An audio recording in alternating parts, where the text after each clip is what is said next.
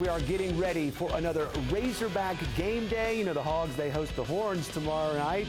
Kickoff set for 6 o'clock. Now, close to 100,000 people expected to descend on Fayetteville tomorrow for that highly anticipated Arkansas-Texas game. And that could create quite a challenge for law enforcement. 429's Robert Suhr is in Fayetteville tonight. Guys, that's right. Excitement certainly growing ahead of tomorrow's game. Some fans here even camping out tonight in the hopes of getting some good seats for tomorrow night's kickoff. But police say despite all the excitement, it is no excuse to leave your common sense at home. Every second that ticks by is a second closer to kickoff for tomorrow's Arkansas-Texas game, a second closer to tens of thousands of fans flooding into Fayetteville and the U of A.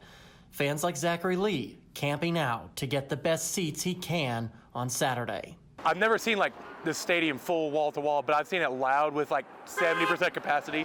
So when it's at 100%, it's going to be loud and UT won't know what hit them.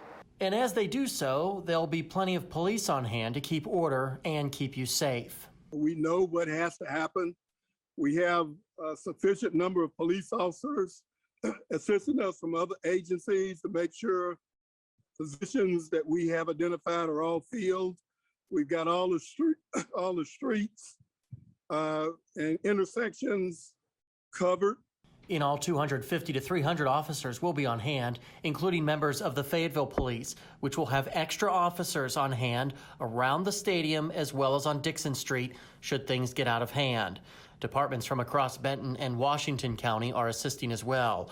Crane tells me a Hogs victory is no excuse for rioting and vandalism. We want everyone to have a good time, enjoy the game. We want a Hog victory, and we want everyone to behave accordingly, and they can continue their celebrations away from the stadium and, leave here in an orderly fashion.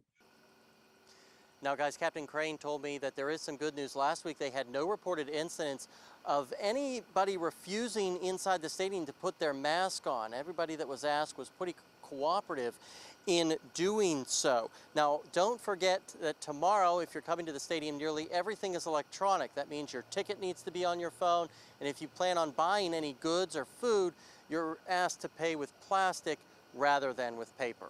In Fayetteville, Robert Suhr, 4029 News.